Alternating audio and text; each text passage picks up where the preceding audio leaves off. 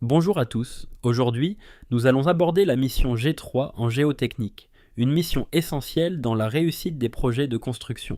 L'objectif principal de cette présentation est de comprendre comment la mission G3 permet d'assurer la conformité et l'adaptation des ouvrages géotechniques pendant les travaux.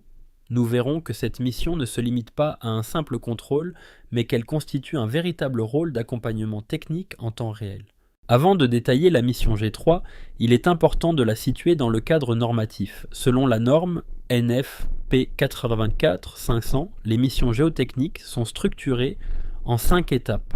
G1, qui consiste à identifier les risques géotechniques en phase préliminaire.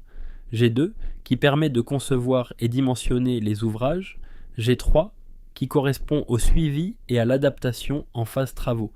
La mission G3 est réalisée par l'entreprise de travaux ou son bureau d'études, G4 qui assure une supervision indépendante et G5 qui intervient en cas de pathologie ou de désordre.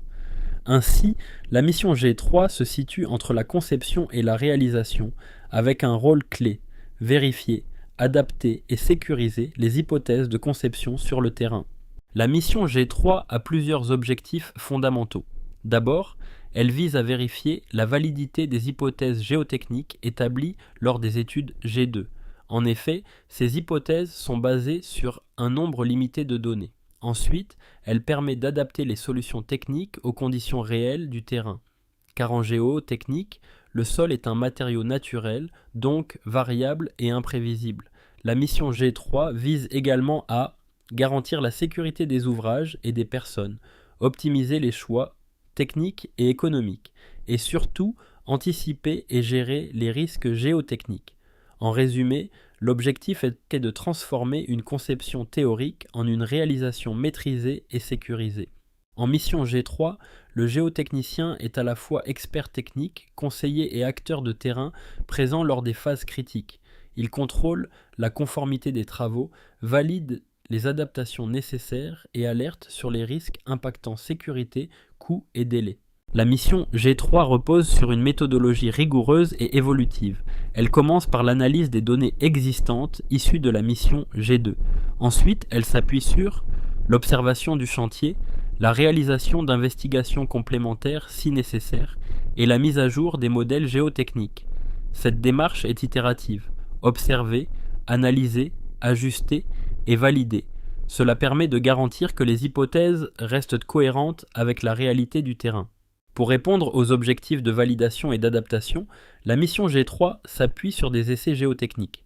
On distingue deux types principaux: les essais in situ, pressiomètre, pénétromètre, essais de plaques. Ils permettent de mesurer le comportement réel du sol en place. Les essais en laboratoire, analyse granulométrique, essais mécaniques, essais hydriques.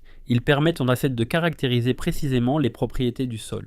L'interprétation de ces essais est essentielle pour ajuster les paramètres de calcul et valider les hypothèses. Le suivi des travaux est au cœur de la mission G3.